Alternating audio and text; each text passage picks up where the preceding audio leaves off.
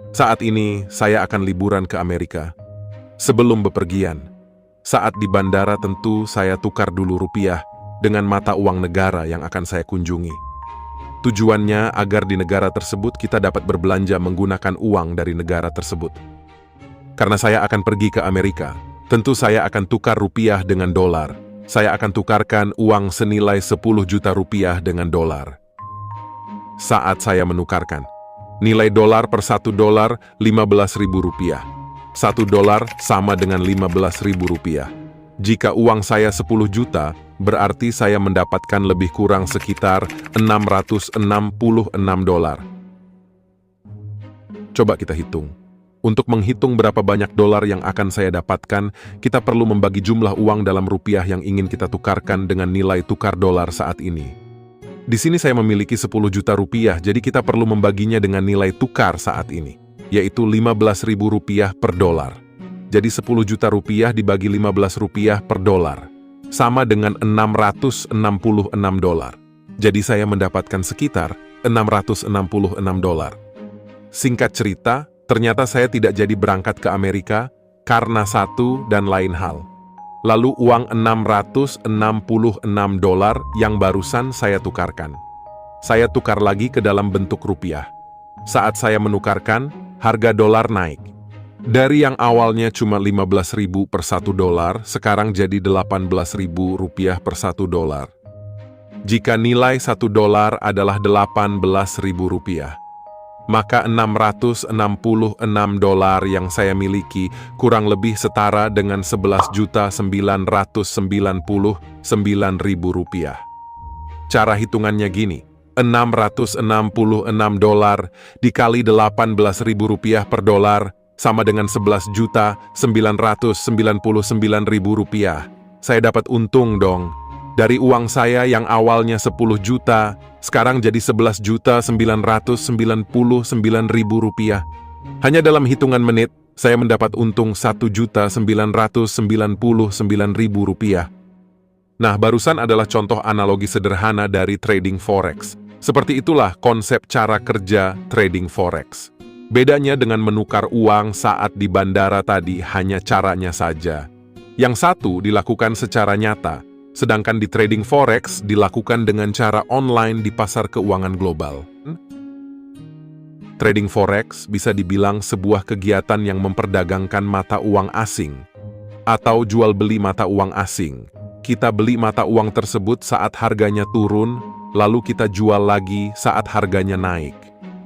Apakah dalam prakteknya memang semudah itu? Iya, bisa dibilang begitu. Tapi ada beberapa hal yang harus kamu pelajari. Perlu kamu ketahui nilai suatu mata uang seperti pasang surut air laut. Ada masanya dia naik, ada masanya turun. Bagi seorang trader, momen inilah yang selalu mereka pantau tiap saat. Setiap mata uang mempunyai nilai yang berbeda-beda. Beda mata uang, beda pula nilai tukarnya. Nilai tukar pada mata uang tersebut akan naik turun setiap saat. Naik dan turunnya nilai mata uang bukan tanpa sebab. Naik turunnya nilai mata uang tersebut dapat disebabkan oleh beberapa faktor.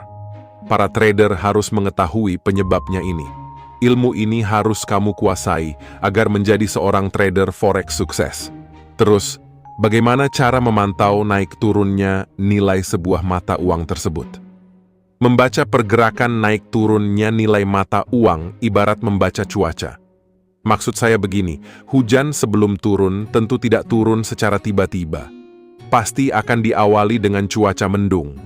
Setelah itu awan hitam mulai berkumpul. Suhu mulai dingin. Lalu biasanya akan terdengar suara gemuruh. Kita yang melihat pasti akan menyimpulkan, wah sepertinya akan hujan nih. Nah, hujan itu kita ibaratkan sebagai mata uang.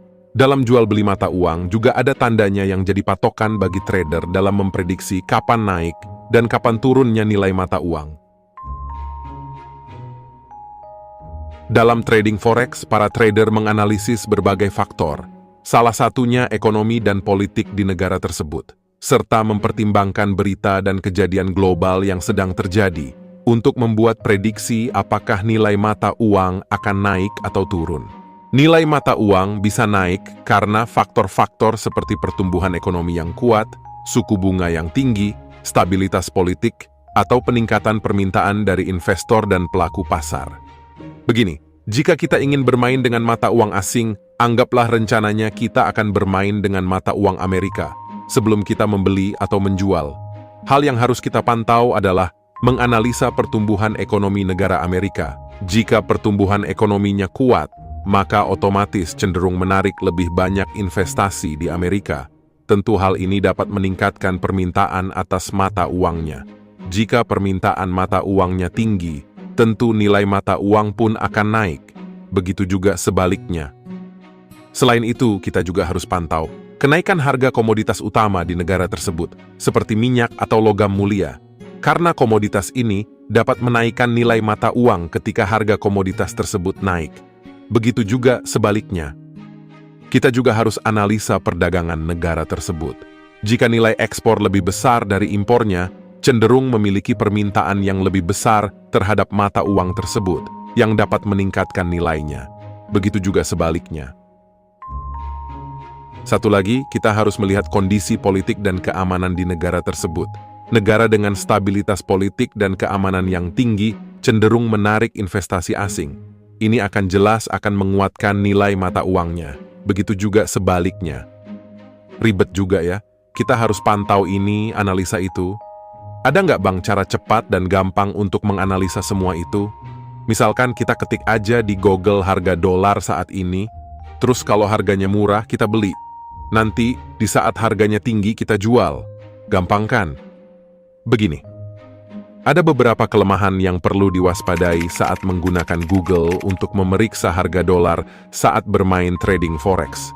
Data yang ditampilkan di Google mungkin tidak selalu real time, sehingga kita mungkin mendapatkan informasi harga dolar yang tidak akurat atau sudah tertinggal. Perubahan harga dolar dapat terjadi dengan cepat dalam trading forex.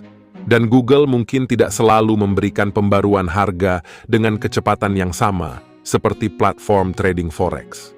Google mungkin hanya menampilkan harga dolar pada saat itu saja, tanpa informasi tambahan, seperti tren harga atau analisis pasar yang lebih mendalam yang bisa Anda dapatkan dari platform trading forex.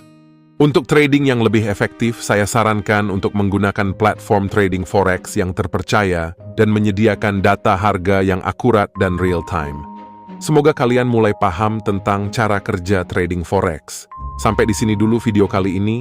Teruslah belajar hingga kita menjadi seorang trader yang sukses. Kalian bisa like dan subscribe channel ini, serta aktifkan notifikasinya agar kalian tidak ketinggalan video terbaru dari kami. Dan sampai jumpa di video selanjutnya.